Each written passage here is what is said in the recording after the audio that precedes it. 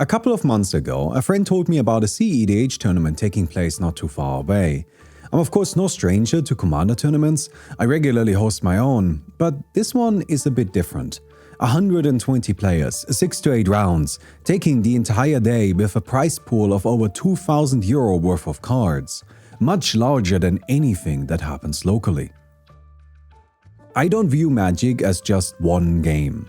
Rather, to me it's a framework for all kinds of experiences. Standard is not the same as Modern, it's not the same as Draft, it's not the same as Commander, not the same as Cube, and not the same as Dandan. None of those are the same as opening booster packs, sorting your collection, finding the most beautiful foils, or investing time and effort into making high-quality proxies. Everyone enjoys Magic in their own unique way. And I am endlessly curious. I want to try all of it to find out why people enjoy those variations so that I have the knowledge to craft the best experiences possible. I immediately knew I have to go to this tournament, and to get the proper experience, I have to take it seriously. I will need to learn cEDH. Now, I'm no complete stranger to the format. I've dabbled, I even won a local tournament, but I never fully dedicated myself to it, and that's about to change. This is how I lost my mind, playing cEDH. cEDH, Competitive Commander, is strange. At least from the outside. The concept is hilarious, taking the format for bad cards and only playing broken pieces, the format that was explicitly made to be a reprieve from tournaments, and hosting tournaments for it. Now, while I find that funny, I don't actually judge it at all. Commander is continuously evolving, and cEDH is just a natural consequence of the exploration of its boundaries. cEDH decks are bizarre, built fundamentally differently from regular Commander decks. Diversity is both very high for a competitive game, with a large number of different commanders seeing play, but also seemingly non-existent, as most decks have a huge overlap in played cards. It feels intimidating. cEDH also has an interesting reputation. On the one hand, I often hear that it eases communication, makes Rule Zero unnecessary, and that means players don't get salty during the games. At the same time, toxic politics and 11-hour finals accompany that narrative. I guess we'll find out which of these parts hold true. My journey into cEDH was a three-pronged approach. First, I started playing cEDH matches on Magic the Gathering Online pretty much every single day. Here I focused on tuning my own decks and improving my understanding of them. Second, I used every opportunity I could to play cEDH with the local cEDH players. There aren't a lot of them, maybe 10 or so. Here I tried to understand meta decks, as they often carried multiple meta decks with them. I had easy opportunities to just borrow decks to try while also asking questions about said decks, which was incredibly helpful. And third, I tried to absorb as much cEDH knowledge from the internet as I could, primarily watching gameplay but also reading deck techs and researching meta trends. I am a happy Bracket 2 warrior. I enjoy slow social commander games. When I'm building decks for that environment, I take care to include lots of repeatable draw and value engines that ensure I have resources for the entire game. My win conditions are scattered across the deck, as I'll find one eventually. This makes sense to me. Low power commander is a marathon, not a sprint. I started my cEDH journey by updating a deck I had built a little while ago, a deck built in the way that I'm used to.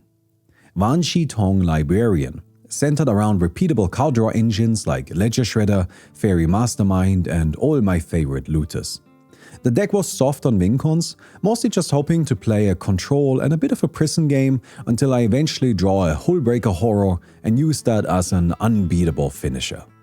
Wan Shi Tong made sense to me because cEDH is filled with tutors, both big and small, so an early bird catches a bunch of worms.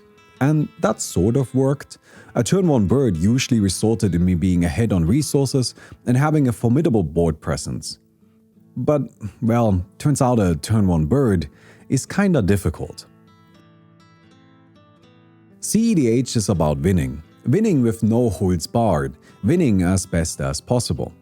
Luckily, Commander is a busted format, with a huge selection of overpowered cards. Now, the majority of these overpowered cards cost mana. Usually not that much, but mana still. And so the first inclusion in any cEDH deck is fast mana, cards that let us circumvent the 1 land per turn limitation.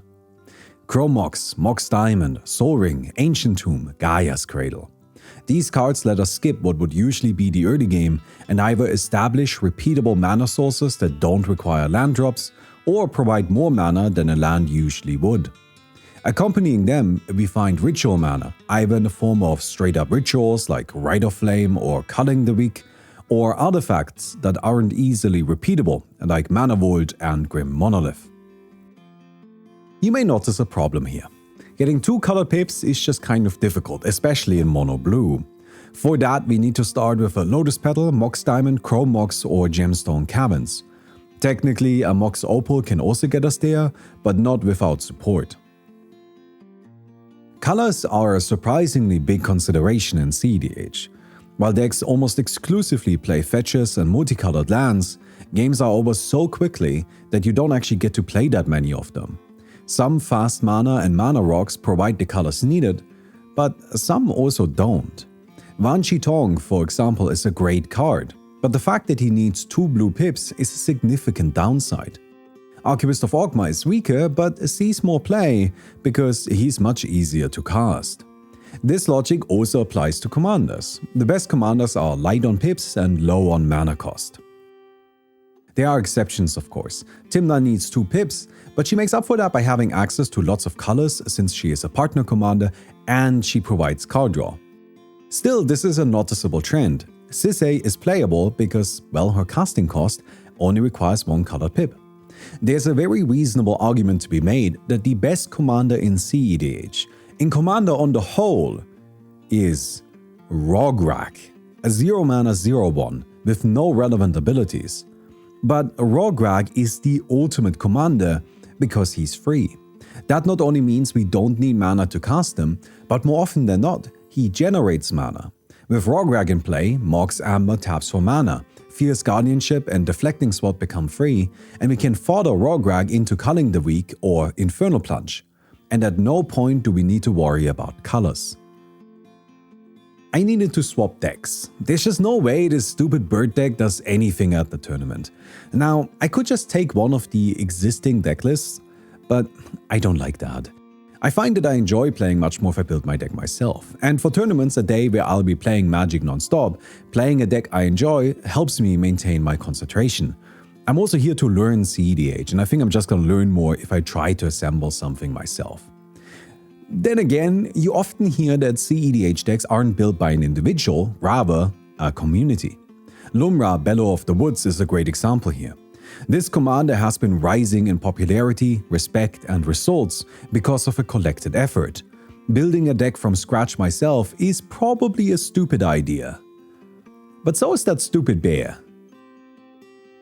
Lumra is a strange cEDH deck. It's a lands deck that tries to count up to 6, cast its commander, and then go infinite in a variety of lands-related ways. For this, it needs an untapper like Tiller Engine or Amulet of Vigor, and ideally a land sacrifice outlet like Zoran Orb or Sylvan Safekeeper.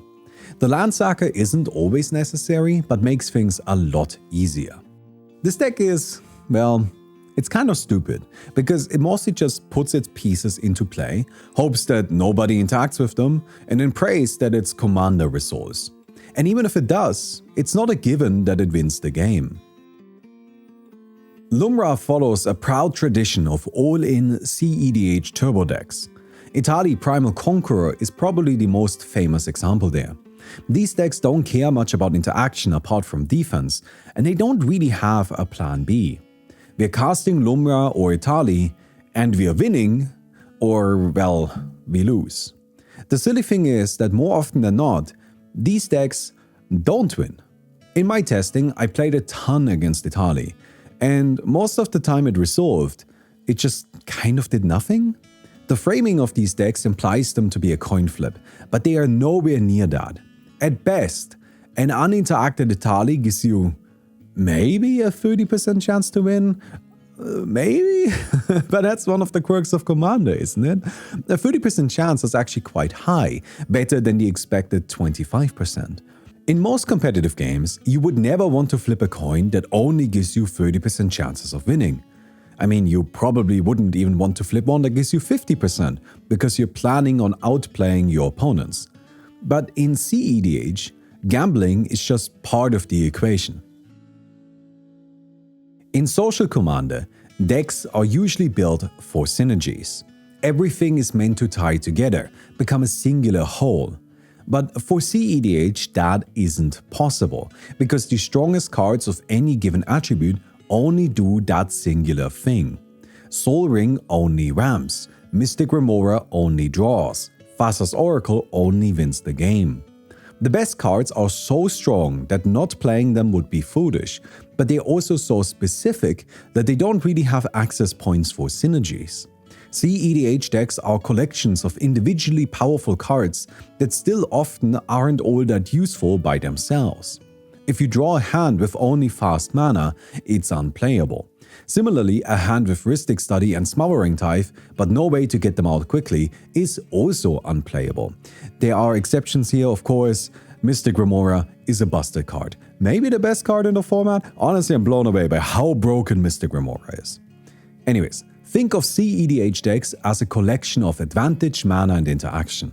For our opening hand, we want a little bit of all of those. If you're missing any category, that'll make the game much more difficult.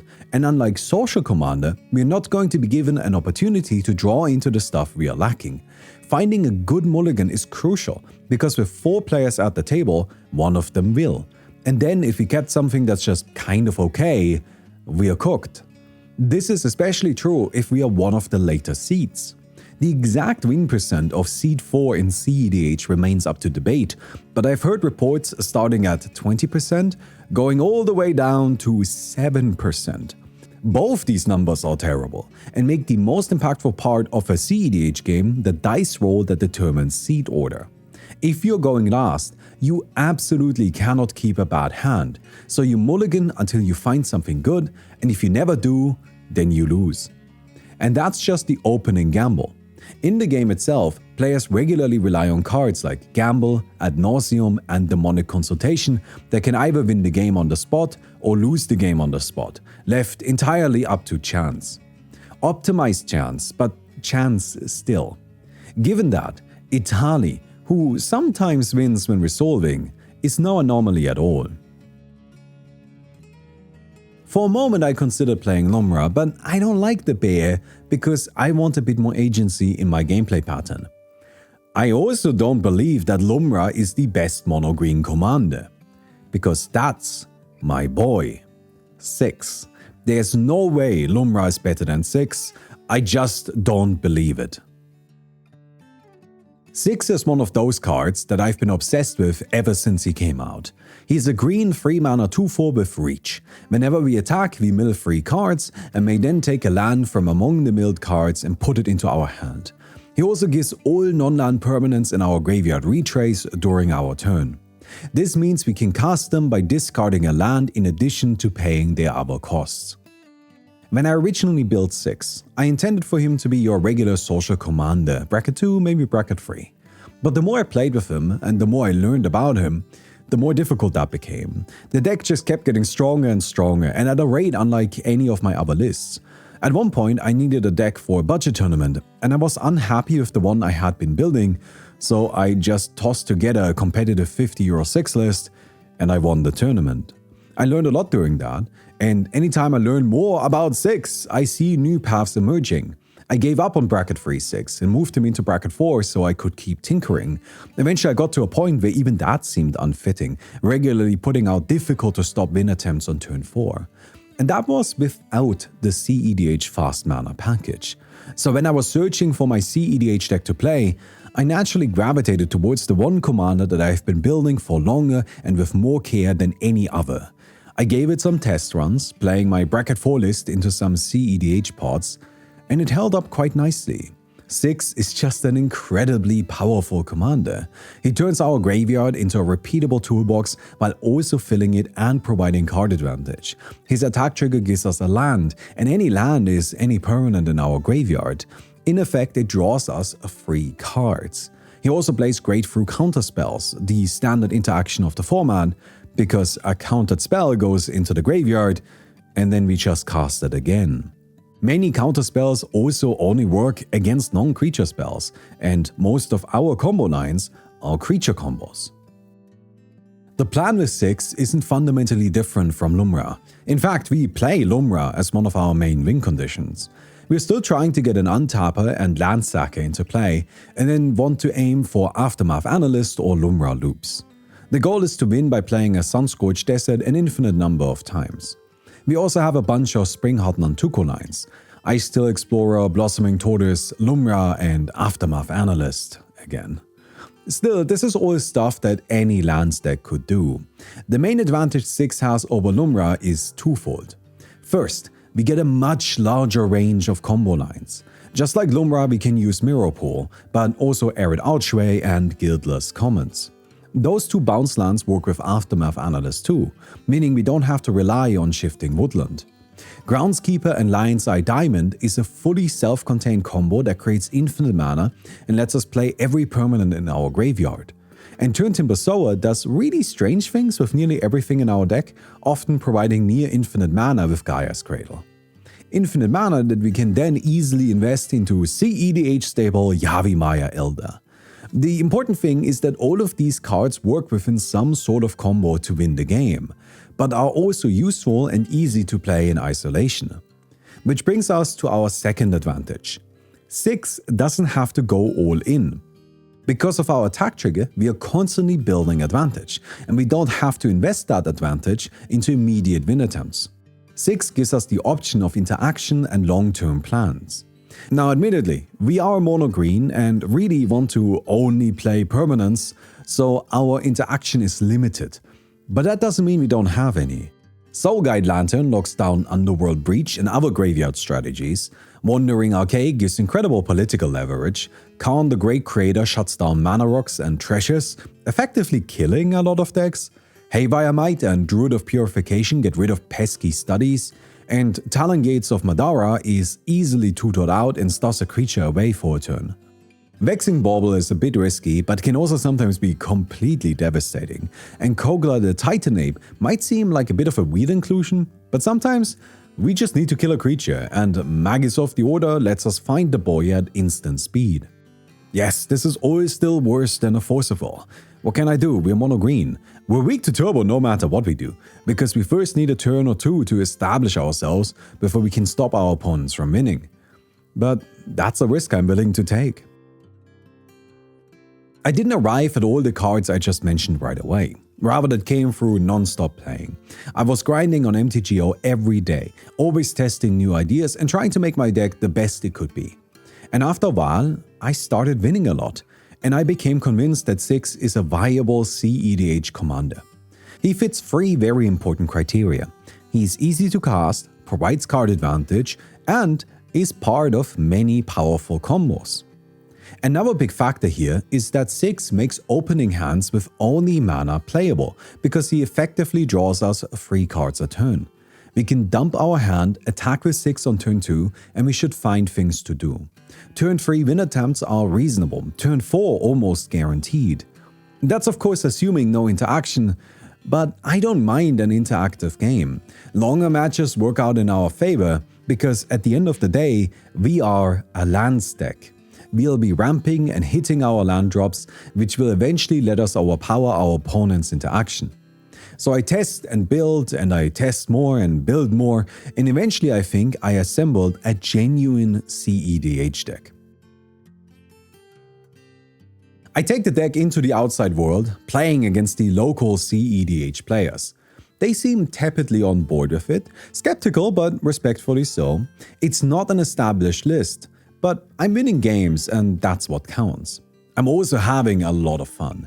cEDH scratches a very different itch from regular Commander. It's not so much about creativity or expression, and rather about execution, knowledge, and winning dice rolls. It reminds me a lot of fighting games, excluding the dice rolls, of course. It's true, there is no need for any sort of rule zero discussion. Everybody's always on the same page, and that makes playing easy. I wouldn't say that cEDH players are less salty though. They are just salty in a different way. Whereas in Social Commander, the salt stems from mismatched expectations, in cEDH it spawns from a desire to win. Admittedly, I find that kind of salt much easier to stomach. To be frank, get good. And better dice rolls, of course. Deck selection also feels a lot like fighting games. Roxai and Kinnan and Blue Farm are just characters you're choosing, not so much decks that you build. This is all quite a bit removed from Social Commander, but I can still appreciate it.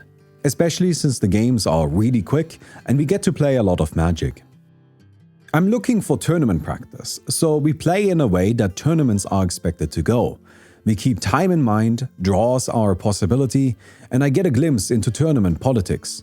cEDH politics are very different from what I'm used to, in the way that they are much more of a hostile contract negotiation. I am going to counter this spell, but you don't draw from your Rhystic Study for the next 5 spells. I am going to let your Necropotence resolve, but you may only use it to draw a total of 3 cards. I can prevent your Fasa's Oracle win attempt, but then he wins, so let's agree on a draw. I find this tiring. Another 2 weeks pass. I'm still always practicing and ultimately very satisfied with my deck. I think it's as good as a mono-green cEDH deck is going to get. I have no illusions that it's a top tier deck, but I do believe it's competitive. If you're interested in the deck list, I left it in the description. I would genuinely be very excited if some of you gave it a try and let me know how it goes. Please keep in mind though that it's not easy to play and will take some practice. If you want a primer, I'll upload one to my Patreon. The fateful day finally comes around. But first, please give the video a thumbs up and support me on Patreon.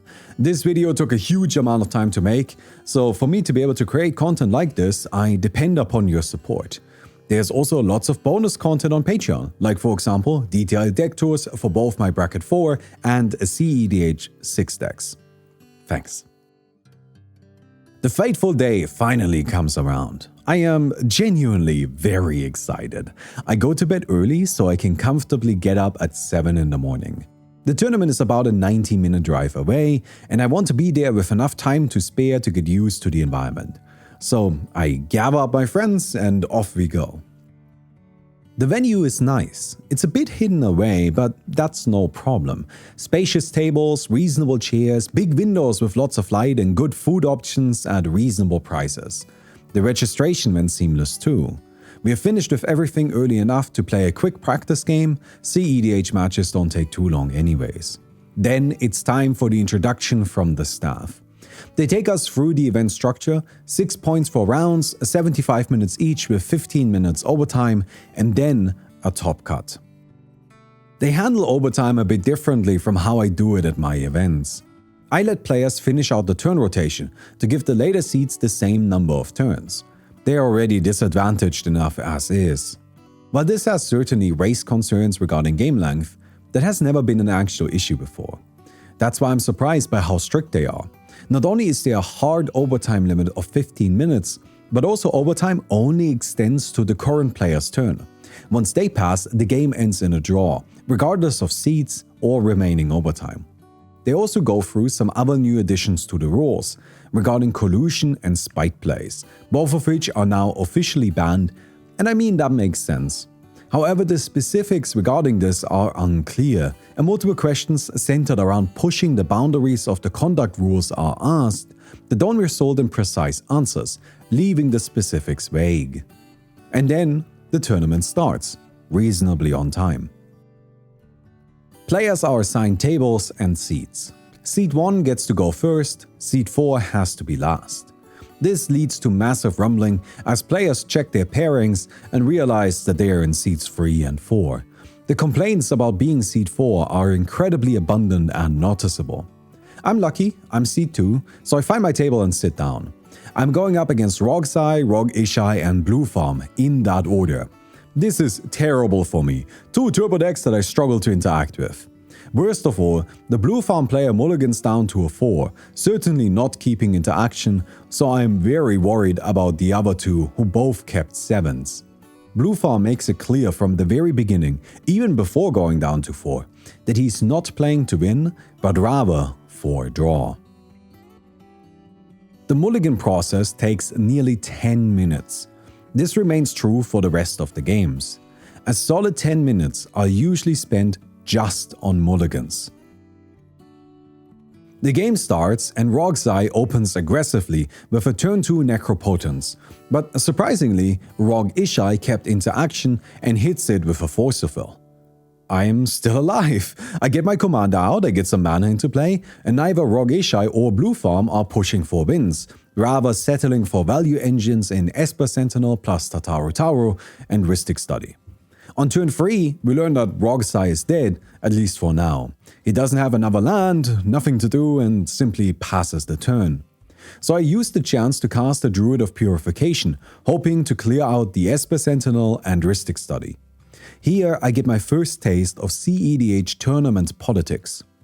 The table devolves into a solid 20 minutes of debate over which targets are to be chosen.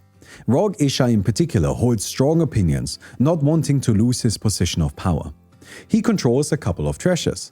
He wants the table to choose the treasures rather than anything significant. I make it clear that I will target the Rhystic Study. Rog Ishai then, realizing that Blue Farm won't cooperate, losing his only valuable asset and needing to push the rest back somehow, Rog Ishai focuses all of his attention on Rogzai, talking at him non-stop to make him agree to his treasure plan. I don't think it's unfair to describe this conversation as Rog Ishai bullying Rogzai into going along with his wishes. It's very apparent to me that Rogzai is uncomfortable with how aggressive Rog Ishai handles this conversation.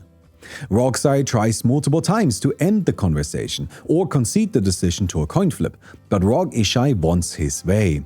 Eventually, Rogzai gives up and agrees that both of them choose one of Rog Ishai's treasures.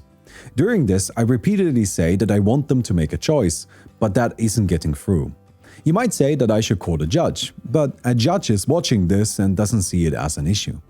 Even when I finally get Rog Ishai to agree to move to resolution, he tries to politic again, changing the deal. He wants Rogzai to choose before he does. This isn't possible according to the rules of Druid of Purification.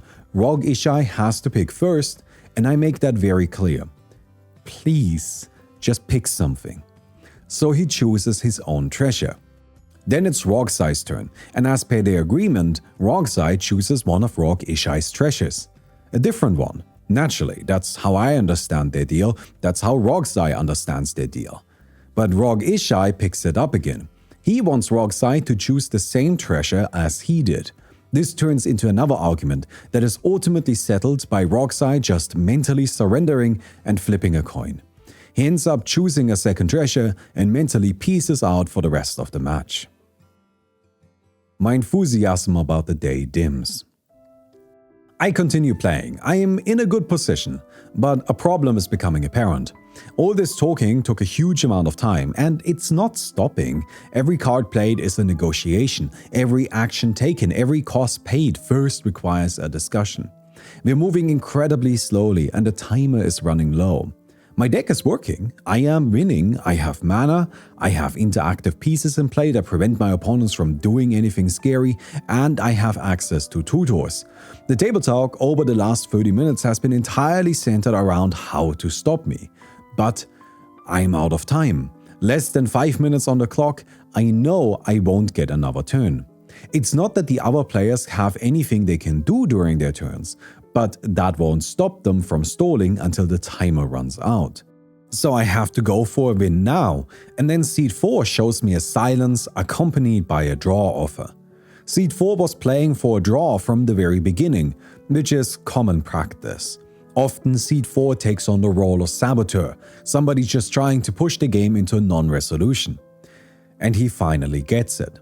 I have no choice but to accept. Coming out of this game, I feel pretty good about myself. My deck worked, it competed with some of the strongest lists in the format. I didn't win because of the glacial pace of my opponents, but I also could have done some different sequencing that might have resulted in a better outcome. As I mentioned, this deck is very difficult to play and I don't think I've mastered it. No point worrying about it. I meet up with my friends and we talk a bit. Turns out they all had a very similar experience. Every single one of our matches was exhausting, not from a gameplay perspective but from a social one, and also a draw. Then round 2 begins. Round 2 has me going up against Magda, which is worrying. Magda is so fast and so difficult to stop. I do play a good amount of interaction for her, but I'll still need help from the other players. Our seed order is Magda, me, Kinnan and Blue Farm. Just as before, seed 4 begins the game complaining. Magda goes down to a 5, I keep 7, Kinnan keeps 7, which is worrying, and Blue Farm goes down to 6.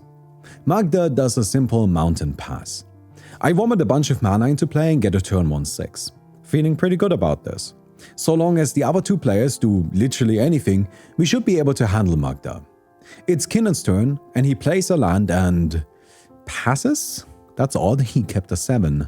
Then Blue Farm goes land, gamble, discard Underworld Breach, and then the complaining starts. For the rest of the game, seed 4 is absolutely unbearable, using any opportunity to whine about how he would have won if he hadn't discarded the Underworld Breach. The game continues, Magda comes down turn 2 and passes. I'm a bit more worried now, because I sincerely doubt that seed 4 will do anything to stop her, but what am I gonna do about it? So I play a couple of cards, unfortunately nothing that can prevent Magda lines. Then Kinnan and Blue Farm both draw, land, pass. Kinnan says he's keeping interaction open, but when Magda plays an unprotected Jeska's Will on her turn, he just lets her do it? Magda flips into a bunch of stacks pieces, including a Topo Orb. This is a problem. I was hoping to slow her down with another Druid of Purification, but I suppose that won't work now. I still have some interaction available to me with a Talon Gates of Madara and Boseiju who endures, so I slow down my own development to keep that interaction available, hoping that the other 2 can find something to do, but they don't.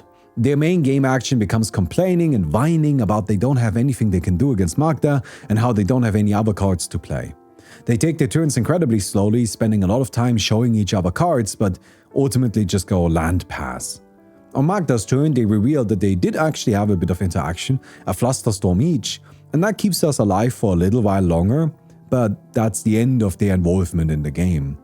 At least from a game mechanics perspective, from a complaining and politics perspective, from a, jokingly, asking for a draw perspective, it's non-stop and incredibly irritating. I realize now that they must have been playing for time. This match only lasted 5 turns, about half of which were just land pass, but it still went on for nearly 70 minutes. I try my best to hold on, but the Topo Orb delays my win by a turn. With the interaction I mentioned, I'm able to keep Magda in check for a little longer, but she is seed 1 and manages to take it. I think seed 1 played very well and got a deserved win. I also still feel pretty good about my deck. I managed to yet again play a significant role that felt competitive. My match finishes a little early, with time still on the clock, so I go check on my friends. One of them, who's playing Elivir stacks, waves me over. He's clearly headed towards a draw, but weirdly, not his first draw of the match. Something I had never heard about before this tournament was the cEDH practice of restarting. Players may agree to simply restart the game at any point. This is usually done when the match is agreed upon as a draw, but there's still enough time on the clock to try again. My best guess is that this practice came around to reduce the huge number of draws during cEDH tournaments. Again, nearly every table is playing into a draw. Mine was actually quite unusual because somebody won. My friend tells me that he agreed to the restart because of the novelty, but ultimately it was a waste of time. Mulligans alone takes so long that the idea of playing 2 games of tedious, complaining magic is absurd, unless you're playing a turbo deck. That's something that became more and more obvious to me. Turbo is prominent in cEDH, not because it's good, at least not only because it's good, but because it works well in the environment. Since they're the ones pushing for a win, they have a lot of leverage during politics. And if the game happens to be restarted, the decks are actually fast enough to try to win again. Speed is generally essential because approximately 60 minutes of the round are spent on mulligans and talking rather than playing. Turbo decks are the only type of deck that are guaranteed to have enough time to execute their game plan. As I wait for the round to finish, I notice a curious table. Despite being in overtime, they're still playing normally. That's because this table was randomly chosen for a deck check at the start of the round, and then given 15 extra minutes to make up for that. Keep in mind that nearly every match goes into time. So naturally, this one does too. But in this particular case, that delays the start of the next round by 15 minutes.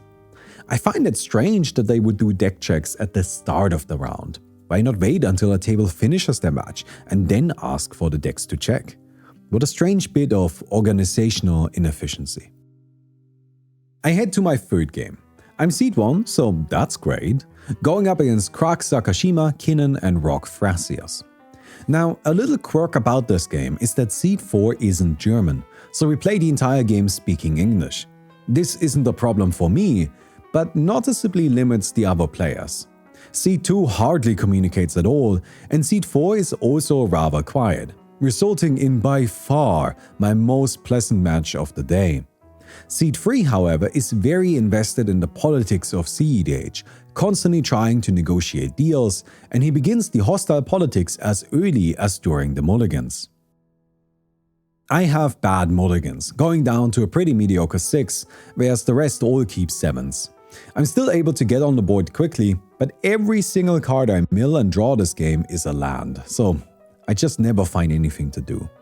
Unlucky, it happens. I feel better about it than I usually would because Krak Sakashima, despite having a pretty strong hand, literally loses every single flip for the entire game. The poor fella never manages to resolve a single spell. All of them get bounced back into his hand. I think he loses something like 8 flips in a row. Just truly outrageously unlucky. And I want to give the guy a shout out. He takes those results like a champ, not complaining even once and acknowledging that this is just a deck he signed up for. So this match unfortunately comes down to a one-on-one between Kinnan and Rockfras. Rockfras had an amazing opening hand, with lots of mana into a turn 2 Ristic Study into a turn 3 Gaia's Cradle. Just the perfect dream start. Kinnan is a bit slower and also finds himself trapped by his own politics. When Rockfras puts an unprotected tutor on the stack to find Seedborn Muse, Kinnan enters into a lengthy negotiation with him. I chime in saying that I really don't think we should give a Rockfras with Gaia's Cradle in play access to a Seedborn Muse, but Kinnan is desperately looking for reasons to not use his interaction. Krak Sakashima agrees with me and tries to interact himself, but you already know how that goes. Eventually, Kinnan and Rockfras settle on a deal. Rockfras won't activate his Thrasios or Kinnan until Kinnan's next end step. This goes about as well as you might expect, as Rockfras immediately spends 16 mana on a huge one-sheet Hong. Then, at the end step before Kinnan's turn, the most bizarre thing I've ever seen in a game of Magic happens. Kinnan activates his commander. He looks at the top 5 cards of his deck and contemplates for a solid 5 minutes. Unprompted, he decides to show us his option. He can choose between a Birds of Paradise or a Hullbreaker Horror and is asking for our input on what he should do. I am stunned, dazed, confused. I don't know how to respond. Like, obviously he should pick the Hullbreaker Horror, but I mean, I would rather he didn't. I just don't know what to say. Then Rockfras chimes in. He argues that if Kinnan chooses Hullbreaker, then on Rockfras's next turn, he will clone it and use it to win the game. Kinnan says, yeah, that makes sense, and picks the Birds of Paradise. As you might imagine, Rockfras wins that game. He still ends up running low on time, and I convinced the other players to concede. If not for that, I'm not confident he would have actually been able to win in time, and I wanted him to get his deserved victory. That game was over, he had won, he just needed to go through the motions a couple more times, and what a stupid way to go to a draw. Let's just let him have the win, right? Mostly, I still can't believe that Kinnan politicked himself out of a Hullbreaker Horror. There's a certain poison that has taken root in cEDH players' minds that fully consumed this fella. Everything is a negotiation. I go hang out with my friends again. They too are exhausted. The non-stop arguments are draining. We came here to play Magic, but rather it feels like a strange, hostile debate club. It's also a bit like playing ranked low-priority solo queue League or Dota. The game vanished underneath a curtain of managing the socially fragile. Our Elivir player in particular has to deal with constant salt and hostility. Game 4. I'm seed 4, going up against Terra, Dihada and Blue Farm. I'm immediately not enthusiastic about being at this table as Dihada cracks open a beer, clearly not his first of the day. I'm not a big fan of alcohol, I find this uncomfortable. My opening hand is weird, but I think I have to keep it. Soul Ring, Skateboard, Vexing Bauble and Karn. I can get a turn 1 Vexing Bauble and a turn 2 Karn. Then I can use the Skateboard to haste in 6 on turn 3. This would delay my graveyard development, but should hopefully keep me alive against Terra and Dihada, both of which have already revealed that they are turbo decks. And it works. I lock both of them down, they can't win anymore. That leaves only Blue Farm, who is reasonably strong but had a bit of a slower start. Turn 4 comes around. Dihada tries to Underworld Breach, but Blue Farm bounces it back into his hand with an Into the Floodmaw. But honestly, I don't think Dihada can win either way. With no free spells, no artifacts and a pretty small graveyard, I just don't see it. In my mind, Blue Farm is the most dangerous player, so I strip mine one of his lands. Big mistake. Not because it was the wrong strategy, it was absolutely the correct decision as it ruined his plans. But in the moment, and for the rest of the game, Blue Farm will argue, debate and politic every chance he gets, always calling back to the land I destroyed. This move is clearly very upsetting to him, and he has no understanding for why I did it. I very explicitly tell him that I'm not playing so that he wins, but rather I'm trying to win myself, but it just isn't getting through. In my turn, I build a couple more resources, comfortably getting into a position where I can win next turn. This isn't super obvious. A big advantage of my deck is that nobody knows how it works, but it's clear that I'm the threat. Turn 5, Terra passes. Terra really got nothing going on. 25 minutes on the clock. Dihada tries to Underworld Breach again. This time it sticks, accompanied by Vining from Blue Farm. I'm honestly still not worried. I don't think Dihada can win. But I'm forgetting something else. Dihada starts playing out of the graveyard.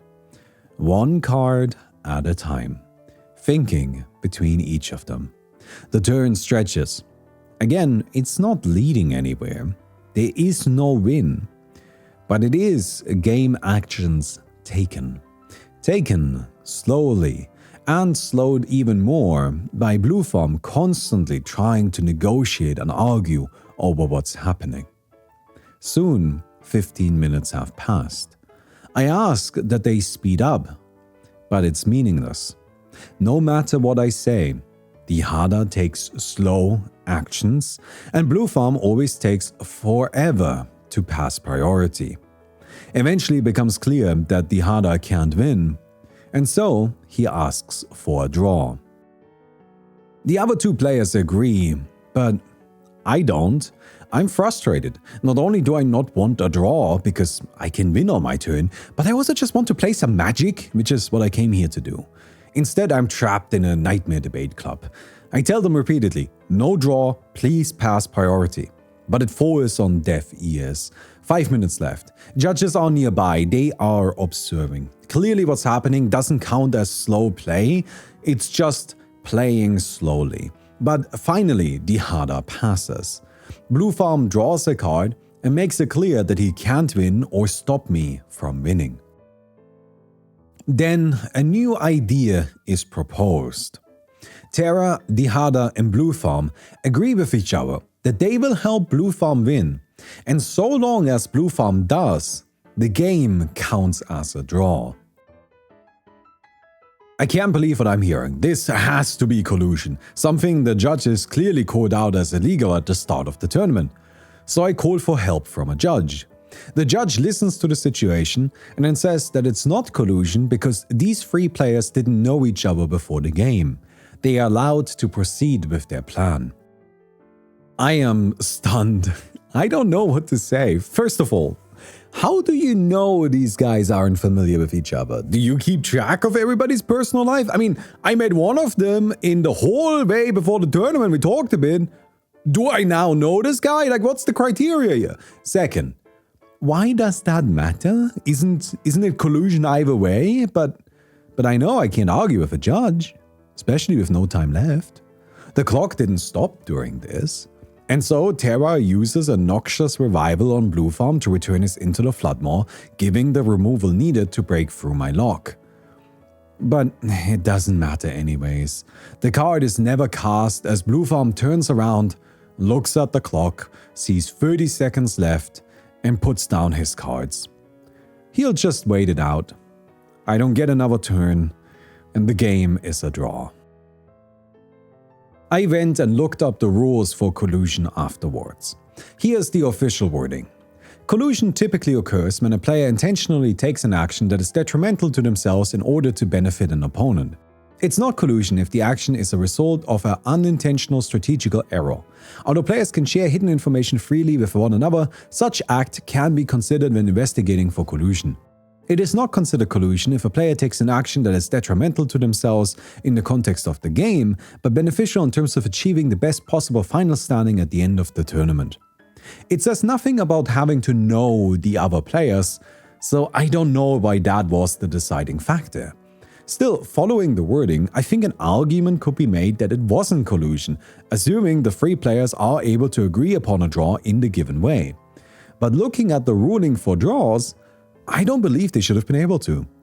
In multiplayer tournaments, the decision to intentionally draw a game must be unanimous among the players that are still playing the game. The rules are very straightforward. The decision to intentionally draw wasn't unanimous. I was opposed to it. And there's nothing in the rules that I can find about intentionally giving a specific player the win to then count that as a draw. I don't understand why they were allowed to do what they did. But I do know that at this point, I had enough. I am genuinely a bit upset and deeply disappointed.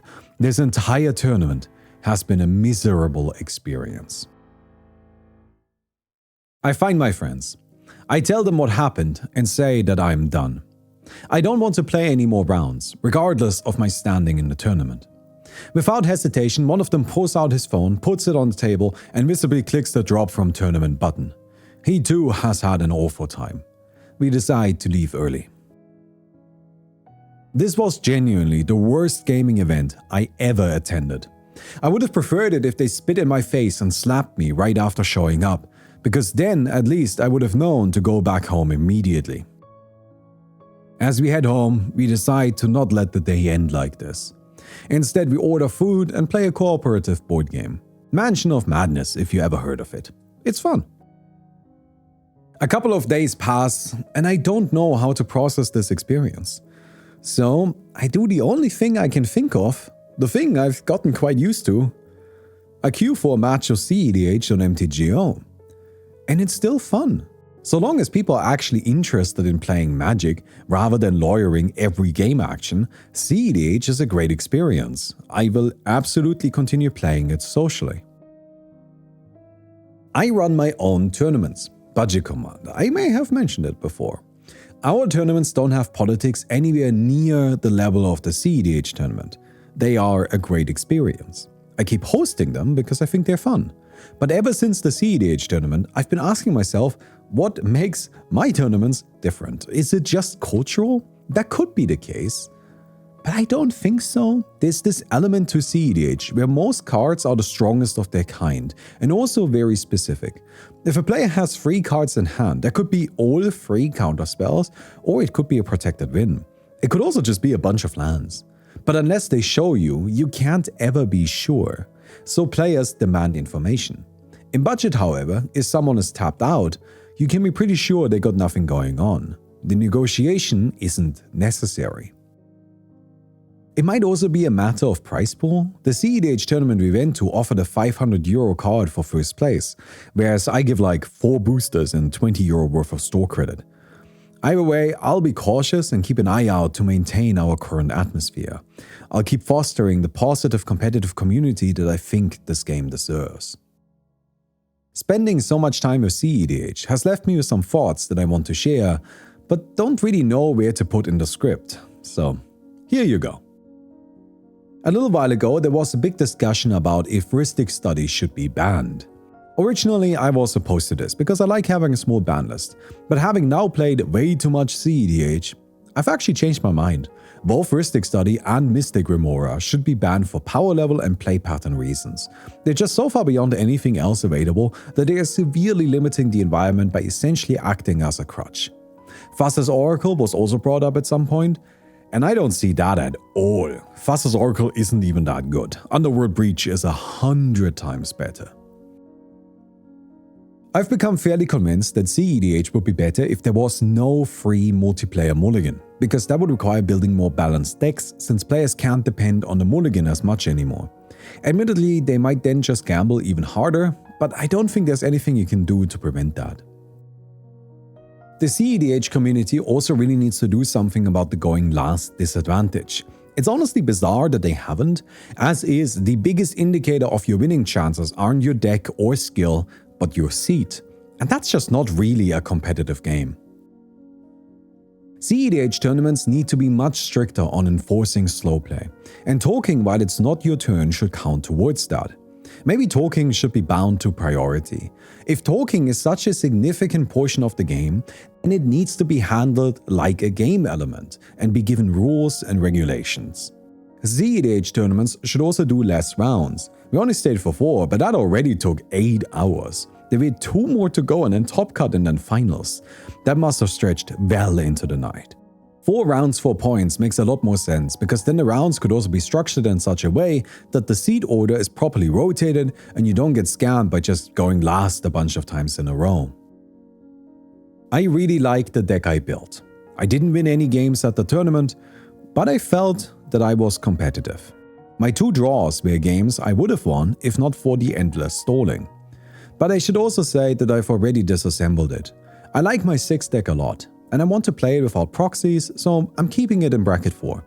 Although without proxies is a little stretched, because I'm using this beautiful Gaia's Cradle a friend painted for me.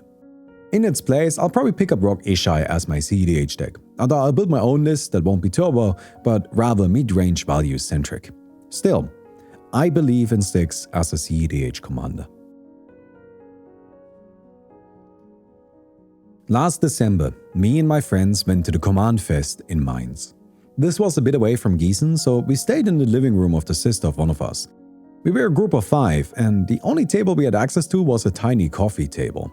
Not big enough to play a 4-player game, certainly not big enough for a 5-player one. So, we did the only thing that made sense: 5-player cEDH. cEDH doesn't build engines in the way that lower bracket decks do, so it's somewhat fit. Like physically fit, like we could play it on the table. These games of 5-player cEDH were some of the most fun I've ever had with Commander. They were complete nonsense, even more of a dice roll simulator than anything you're used to. It was deeply unserious, with players going for such aggressive wins that they died to their own spells repeatedly. One of us played Itali. 5-player cEDH Itali. That was about as dumb as it sounds. But funnily enough, our deck selection was so terrible for Itali that he still had a tough time winning. There's nothing quite as hilarious as watching 5-player Itali fizzle. The tournament might have sucked, but cEDH can still be tons of fun, and I'm glad I spent so much time with it. At the end of the day, cEDH is Commander, and Commander is best as a social game. Thank you very much for watching this video. This was not the story I was hoping to tell. In my ideal world, we go to the tournament, I win, and everybody's having a great time. Winning isn't actually that important, more the everybody's having a great time bit. But at the end of the day, I gotta be honest, right? Anyways, I hope you enjoyed the video. If you did, don't forget to give it a thumbs up. And please support me on Patreon if you can. There's a link down in the description. I would definitely appreciate that. Alright, I'll see you guys.